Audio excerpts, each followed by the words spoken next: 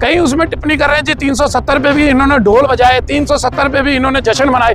भाई बजाए हमने ढोल, हमने लड्डू बांटे, सब कुछ किया, इसके ऊपर भी किए। और 370 में के बाद इनको क्या मिला, मैं बताता हूँ इनको क्या मिला। 370 से हमें अलगाववाद से मुक्ति मिली, 370 से ISR पाकिस्तान के झंडे जो हैं वो खत्म हुए, उसके बाद पत्थरबाज जो है वो खत्म हो गए, आतंकवादियों का सफाया हुआ, जो उनके सहयोगी थे वो जेल की सलाखों के पीछे हैं। अलगाववाद को खत्म करके जो इक्का दुक्का अलगाववादी थे उनको जेल की सलाखों के पीछे डाला गया। आज वहां पर सैलानी किस प्रकार से जा रहे हैं वो देखिए। आज वहां पर टूरिज्म की क्या स्थिति है, आज होटल नहीं मिलते, आज वहां लॉज नहीं मिलते, आज वहां जगह नहीं मिलती, क्योंकि आज टूरिस्ट इतना है। कश्मीर के लोग अगर खा रहे हैं तो ये 370 टूटने की वजह से खा रहे हैं। हमारी मांग फिर वही रहेगी कि या तो 100% बच्चों को जो है वो एडमिशन दी जाए, या लेकिन जो लोग आज विरोध प्रदर्शन कर रहे हैं, कई लोगों ने विरोध जो सोशल मीडिया के माध्यम से, जब ये संघर्ष लड़ा जा रहा था, जब हिंदू बच्चों के लिए या अपने हिंदुत्व के लिए लड़ाई लड़ी जा रही थी, तब ये लोग कहाँ थे? तब ये ना तो ये सोशल मीडिया के माध्यम से सामने आए, ना ये सड़कों के ऊपर सामने आए। क्योंकि जब ये मेडिकल कॉलेज खुला, इसके अंदर जो JK बोपी के द्वारा जो सीटें आवंटित की गई, जो 50 सीटें दी गई, उसमें से 42 जो है वो मुस्लिम समुदाय के बच्चों को, 7 हिंदू और 1 सिख बच्चे को जो है वो अलाट की गई। तभी हमने विरोध किया था और हमने मांग की थी कि इन बच्चों को एडमिशन से पहले कहीं दूसरे कॉलेज में जो है वो शिफ्ट किया जाए, क्योंकि हमारी आस्था का विषय है। श्री माता वैष्णो देवी में मिलने वाला चंदा जो है वो हिंदू समाज के ऊपर खर्च होना चाहिए। अगर ये मेडिकल कॉलेज बनता है या चलता है तो इस मेडिकल कॉलेज के अंदर जो है वो 100% जो है हिंदू बच्चों को एडमिशन मिलनी चाहिए। लेकिन कुछ समय बाद, जो 10-15 दिन के बाद जो है उसके बाद जो वहाँ पर एडमिशन होना शुरू हो गई, जिससे लास्ट में जो है वो 47 से 48 बच्चे जो हैं वो विशेष समुदाय से जो है उसके अंदर एडमिशन हो गई। तो हमने इस आंदोलन को तेज किया और हमारी मांग थी कि इस मेडिकल कॉलेज के अंदर या तो 100% हिंदू बच्चों को एडमिशन दी जाए, या इस मेडिकल कॉलेज को बंद कर दी जाए। क्योंकि श्राइन का कहीं काम नहीं है मेडिकल कॉलेज खोलने का। श्राइन का काम है कि धार्मिक प्रवृत्तियों काम करना, देखिए गौशालाएं खोलना, गुरुकुल खोलना, हिंदू बच्चों के उत्थान के लिए, धर्म के उत्थान के लिए, या गौशालाएं बनाना, या यात्रियों की सहूलियत के लिए उनको सहूलियतें देना, इस प्रकार के काम है। उनका काम ही नहीं है कि वो धार्मिक चढ़ावे का पैसा जो है, वो धार्मिक चीज़ों का पैसा जो है वो ऐसे मेडिकल कॉलेजों के ऊपर खर्च करे। लेकिन उसने मेडिकल कॉलेज खोला, लेकिन हमने उसके अंदर जो 2 मांगे रखी, या तो इस मेडिकल कॉलेज को बंद किया जाए, या और मेडिकल कॉलेज को बंद कर इसके अंदर गुरुकुल खोला जाए, और या जो है इसके अंदर 100% हिंदू बच्चों को रखा जाए। लेकिन जो विरोध कर रहे हैं कि मेडिकल कॉलेज बंद होने पर जश्न मनाया जा रहा है, क्या ये सही है?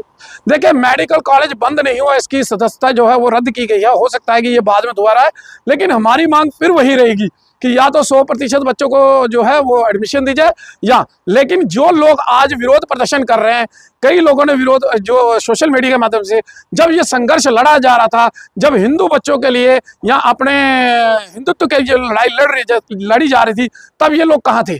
तब ये ना तो ये सोशल मीडिया के माध्यम से सामने आए, ना ये सड़कों के ऊपर सामने आए, और आज ये कह रहे हैं कि जम्मू ने बहुत कुछ खो दिया।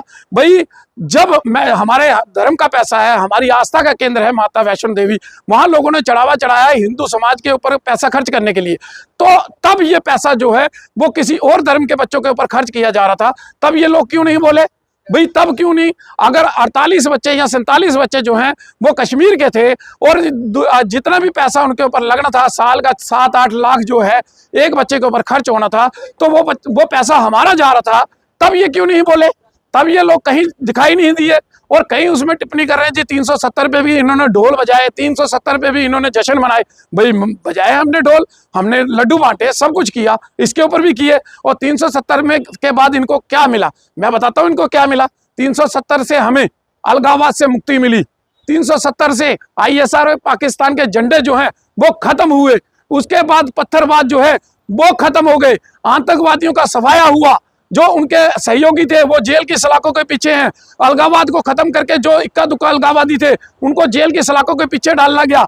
आज वहां पर सैलानी किस प्रकार से जा रहे हैं वो देखिए। आज वहां पर टूरिज्म की क्या स्थिति है, आज होटल नहीं मिलते, आज वहां लॉज नहीं मिलते, आज वहां जगह नहीं मिलती, क्योंकि आज टूरिस्ट इतना है। कश्मीर के लोग अगर खा रहे हैं तो ये 370 टूटने की वजह से खा रहे हैं। पहले जब अलगाववादी होते थे वो कैलेंडर जारी करते थे, साल में 8 से 9 महीने जो है वो हड़तालें होती थी, पत्थरबाज होते थे, हमारे सैनिक जो है सैनिकों के ऊपर पत्थर बरसाए जाते थे, आतंकवादियों की गोली से हमारे जो सैनिक हैं वो शहीद होते थे। और इस प्रकार की परिस्थितियां थी कि एक डीएसपी को जो है ईदगाह के बाद जो है पीट कर मार डाला, ऐसी परिस्थितियां थी। तो वो परिस्थितियां खत्म हुई 370 से, ये मिला हमें, शांति मिली, सुकून मिला। तो अब ये जो है इससे ये मिला कि हमें जो ये मेडिकल कॉलेज बंद होने से हमारा पैसा बचा, ये पैसा गुरुकुलों पे खर्च होगा, गौशालाओं पे खर्च होगा, हमारे धर्म के उत्थान के लिए खर्च होगा। हम अपील करेंगे कि श्राइन बोर्ड से कि जगह जगह गौशालाएं खोली जाएं।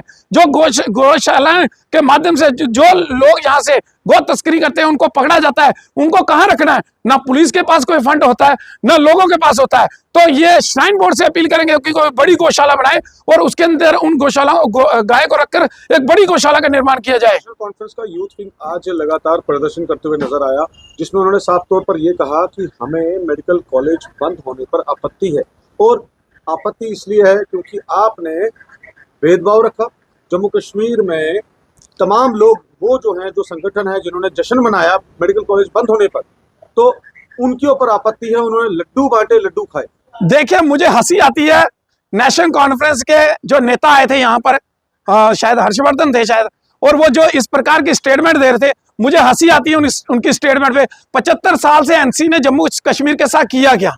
अभी उनकी सरकार है, ताजा उदाहरण तो वो बोले ही नहीं, चाहे वो क्रिकेट का हो चाहे संतोष ट्रॉफी का हो। उसके अंदर क्या हुआ भाई? वो बोल रहे थे कि कोई सेक्रेटरी है उनके ऊपर उंगली उठा। स्पोर्ट्स मिनिस्टर किसका है?